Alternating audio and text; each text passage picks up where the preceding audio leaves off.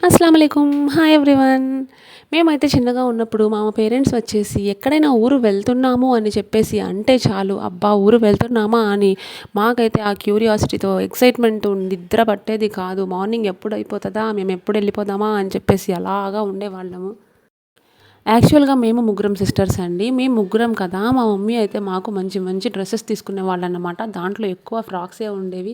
ఆ ఫ్రాక్స్‌కి అయితే matching hair bands కానీ, క్లిప్స్ కానీ అవన్నీ బ్యాంగిల్స్ అయితే మస్ట్ అండ్ షుడ్ ఉండాల్సిందే. అండ్ మేము ఊరు వెళ్ళే ఒక ప్రీవియస్ డేనే మా మమ్మీ ఏం చేసేవాళ్ళంటే, మా ముగ్గురి హ్యాండ్స్ 2 హ్యాండ్స్‌కి మెహందీ పెట్టేసేవాళ్ళన్నమాట. మెహందీ పెట్టేసి మేము ఏమేమైతే తింటామో అవి స్నాక్స్ అన్నీ ప్రిపేర్ చేసేవాళ్ళు. అంటే ప్రీ ప్లాన్డ్‌గా ఉండేవాళ్ళన్నమాట. ఎంతైనా చైల్డ్‌హుడ్ మెమోరీసే వేరు కదండీ! అసలు ఆ డేస్ అయితే ఎప్పటికి రావు. చాలా బాగుంటాయి ఆ డేస్. అందుకే అంటారు బచ్‌పనా బాద్‌షాహీ జీనా అని చెప్పేసి.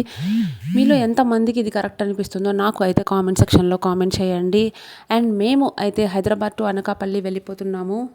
మా సిస్టర్‌ని వదిలి రావడం నాకైతే చాలా కష్టంగా అనిపించిందండి. ఆఫ్టర్ 1 ఇయర్ మేమైతే కలిసామన్నమాట. మా మెమోరీస్ అన్నీ రీకాల్ చేసుకున్నాము. చాలా అనిపించింది. అల్హమ్దులిల్లా.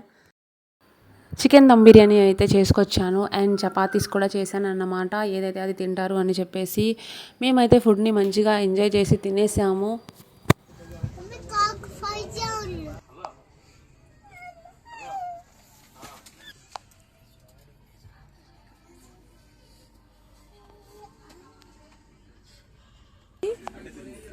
బ్లాంకెట్